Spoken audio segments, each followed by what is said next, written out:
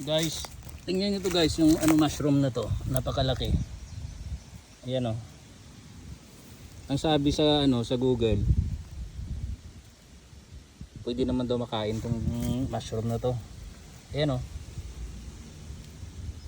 Ang dami nila rito tumubo sa gilid ng ano, mga kahoy na to. So, guys, ayan oh. Ito pa oh. Ayan oh. Kaso ang daming ano, insekto. Lalaki guys, tingnan nyo, lalaki yung lapad oh. Lapad oh. Saka ito, ayan oh. Ayan pa. Guys, ang dami oh. Sarap siguro prituhin to. Ayan oh. Ayan.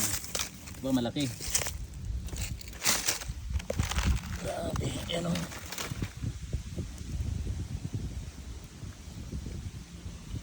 Puhong to guys kung tawagin sa amin. Puhong. Yun lang guys. Hindi muna namin to kakainin, baka mamaya malason pa kami. Bye bye.